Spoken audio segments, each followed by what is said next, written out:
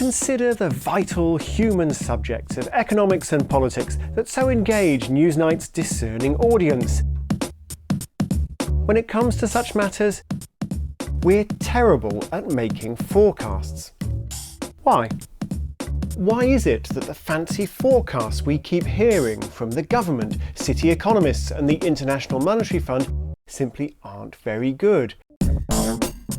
IMF researchers recently found, and this may not surprise you, that the typical forecast missed every single recession all around the world, every single time. An unblemished record of complete failure. Sometimes you just need a friend, someone close to you, someone plain speaking to tell you what everyone else is thinking. Every street that you meet is a coronation street. And in this case, it was the Queen. After the banking crisis, she visited the London School of Economics and asked its great academics, why did no one see it coming? It's a fair question, and not only for the economists, who predicted the Arab Spring, the drop in crime in Britain, the impact of the internet and the smartphone, the fall of the Berlin Wall, the decline in Western AIDS deaths. Bad forecasts matter. Governments and businesses are always trying to peer into the future. Forecasts influence our foreign policy, the size of our army or police force, resources for our school systems, border controls, and billions flowing around the stock market. So why are forecasters so bad at their jobs? One reason is that the world is a complicated place. You can't see the future of Ukraine any more than you can see how many Conservative MPs will defect to UKIP. It's foolish to ask for predictions about the fundamentally unpredictable. A second reason is that when forecasters make predictions, they're not trying to see into the future. They're prone to bias. They're trying to say something original, or they're cheering for their side in an argument, or they're selling a product. Economic and political forecasts are like horoscopes.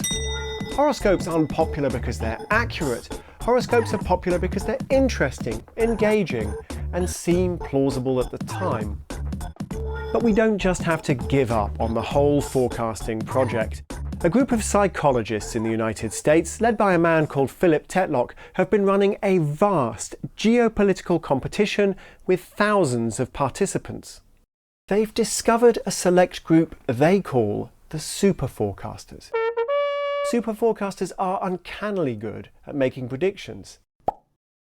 They also know what can and can't be predicted. They know when they're speaking with insight and when they're just randomly throwing darts. So how do they do it? Here are 3 secrets to super forecasting. 1. Feedback. Forecasters make predictions about casualties in Gaza or the next move in eastern Ukraine, and they quickly see whether those predictions were right. The feedback comes again and again, so that the best forecasters soon learn what they can and can't predict. 2. Work in teams. Super forecasters are even better when they're working in teams. They challenge each other. 3. Prove yourself wrong. Super forecasters actively try to prove themselves wrong. They try to see the opposite side of any argument, probing their own thinking for weaknesses. To be honest, that sounds like exhausting, thankless, anxious work. But at least now we might be able to see some things coming, and that might please everyone. Governments, businesses, even the Queen.